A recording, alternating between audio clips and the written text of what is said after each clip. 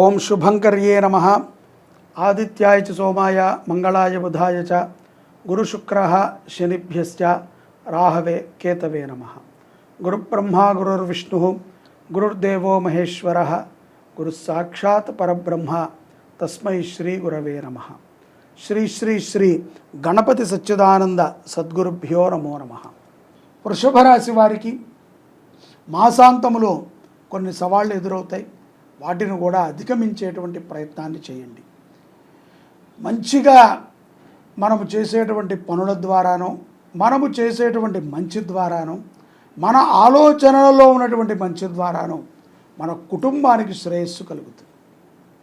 విదేశాలలో ఉన్నటువంటి వారు మాసాంతములో తొందరపాటుగా భారతదేశానికి కానీ స్వదేశానికి కానీ రావాల్సినటువంటి అవకాశములు ఉంటాయి. కాబట్టి ఆ అవకాశాన్ని సద్వినియోగపరచుకోండి. వచ్చినప్పుడు అందరితో సరదాగా ఉండండి. ఎటువంటి అపనమ్మకాన్ని పెట్టుకోవద్దు. చిన్న విషయాన్ని కూడా భార్యాభర్తలు గొడవగా చూసుకోకండి. మాసాంతములో కొన్ని ప్రమాదములు ఈ విధంగానే పెరుగుతూ ఉంటాయి. కోర్టు వ్యవహారాలు కూడా ఈ యొక్క మాసాంతములో వృషభ రాశి వారికి జూన్ మాసంలో ఆనుకూలమైనటువంటి ఫలితాలు వస్తాయి. శత్రువు ఎదురు పడ్డప్పటికీ తల దించుకోవటం అనేటువంటిది మీకు ఎంతో ఆనందాన్ని ఇస్తుంది. మన ముందు ఓడిపోయాడే అనేటువంటి ఒక ఆనందం. కానీ ఆ ఆనందము 10 మందికి కూడా ఉపయుక్తమయ్యే విధంగా ఉండాలి తప్ప కీడును చేయకూడదు. మద్యపానము కానీ ఇతర చెడు వ్యసనాలు ఉన్నటువంటి వారు తప్పనిసరిగా వాటి నుంచి విముక్తులు కావాలి. లేని ఎడల తీవ్రమైనటువంటి అనారోగ్యానికి గురవ్వాల్సి వస్తుంది. ఈ యొక్క మాసములో వృషభ రాశి వారు అమ్మవారిని, లక్ష్మీ అమ్మవారిని దర్శించిన, లక్ష్మీదేవి యొక్క స్మరణ చేసిన, శ్రీ సూక్తము వేదములో ఉన్నటువంటి శ్రీ సూక్తాన్ని ఇంట్లో బ్రాహ్మణుడు పిలిచి పారాయణ చేయించిన, అమ్మవారి స్వరూపముగా 5, 7, 9, 11 ఇత్యాది మహిళలకి వస్త్రము కానీ పసుపు కుంకుమలు కానీ సమర్పణ చేసిన విజయాన్ని పొందుతారు. ఎర్రటి ఆవుని పూజించండి. ఎర్రటి గోమాతకి గోగ్రాసాన్ని సమర్పణ చేయండి. వృషభ రాశి వారు అందరికీ ఒక మంచి శుభవార్త. శ్రీ క్రోధీనామ సంవత్సరము జ్యేష్ఠ శుద్ధ పాడ్యమి నుంచి జ్యేష్ఠమాసము కృష్ణపక్ష దశమి వరకు అష్టాదశ శక్తిపీఠ మహాయజ్ఞాన్ని శుభంకరీ సేవా సమితి నిర్వర్తిస్తోంది.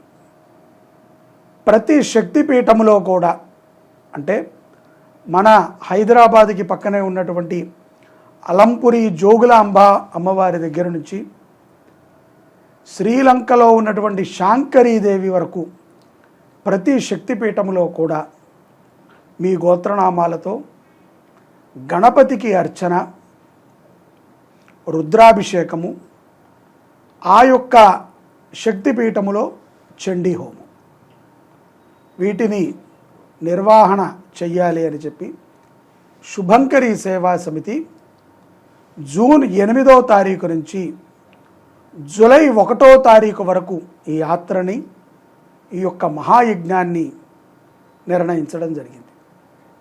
దీంట్లో ప్రతి ఒక్కరూ కూడా తప్పనిసరిగా పాల్గొవాలి. ఎందుకంటే ఈ జన్మకి ఇది ఒక గొప్ప అవకాశం.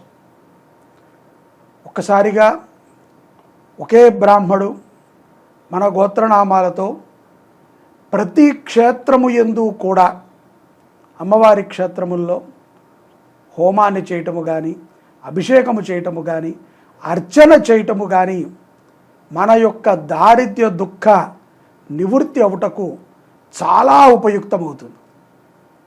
ఇది మరొక్కసారి దొరుకుతుంది అని మాత్రం ఎవ్వరూ అనుకోవద్దు. మీరు ఊహించలేరు కూడా. ఇంకొకళ్ళు ఎవరైనా చేస్తారేమో, అప్పుడు కట్టుకుందాములే, అప్పుడు పాల్గొందాములే అని అనుకుంటే ఇది మీరు జార విడుచుకున్నట్టే. ఏకకాలములో పరమేశ్వరుడి యొక్క అనుగ్రహముతో ఈ యాత్రని ప్రారంభిస్తున్నాము. ఈ యాత్ర లోక కళ్యాణార్థము జరుగుతుంది. అందరూ బాగుండాలి, ప్రకృతి అంతా కూడా సస్యశ్యామలముగా ఉండాలి. ఎక్కడెక్కడైతే గనక దారిద్ర్యముతో దుఃఖితులై ఉన్నారో వారందరికీ కూడా బాగుండాలి. అందరూ మంచి ఆరోగ్యంగా ఉండాలి. విద్యార్థులకి మంచి చదువు బాగా రావాలి అనేటువంటి ఒక ఉద్దేశంతో ఈ యాత్రని సంకల్పించాం. ప్రతి క్షేత్రములో కూడా సశాస్త్రీయముగా జరిగేటువంటి యజ్ఞములో మీరు తప్పనిసరిగా పాల్గొనండి. కింద మీకు కాంటాక్ట్ నెంబర్ ఇచ్చాము, మీరు కాంటాక్ట్ అవ్వండి, మీ గోత్రనామాలు నమోదు చేసుకోండి. జూన్ 8వ తారీఖు ప్రారంభమవుతుంది. జూలై 1వ తారీఖు మన యొక్క శుభంకరి పీఠములో చండీ హోమాన్ని చేసుకుని మహాపూర్ణావతిని చేసుకుంటాం. ఆ రోజుతో ఈ కార్యక్రమాలు ముగుస్తాయి. ఇంత గొప్ప యజ్ఞం, మీకు ఎటువంటి కోరికన్నా తీర్చేటువంటి మహాఫలప్రదమైనటువంటి అష్టాదశ యజ్ఞం. అష్టాదశ శక్తిపీఠాలు ఏ విధంగా వచ్చాయో మనకు తెలుసు. అమ్మవారి యొక్క శరీర భాగాలు 108 భాగాలుగా విచ్ఛిన్నమై పడిన తర్వాత అవి కొంతకాలానికి 51గా మారాయి. మరికొంతకాలానికి అవి 18గా వచ్చాయి. ఆ 18 అద్భుతమైనటువంటి శక్తిపీఠాలు. వాటిని మించినటువంటివి మరొకటి లేవు. ప్రతి క్షేత్రంలో కూడా శివుడు ఉంటాడు. కాబట్టి శివుడికి ఆరాధన, గణపతికి ఆరాధన, అమ్మవారికి ఆరాధన జరుగుతుంది. అవకాశాన్ని జార విడుచుకోకండి. ప్రతి ఒక్కరూ పాల్గొనండి. అమ్మవారి అనుగ్రహాన్ని పొందండి. అమ్మ దయ ఉంటే అన్నీ ఉన్నట్టే. సర్వే జనాః సుఖినో భవంతు.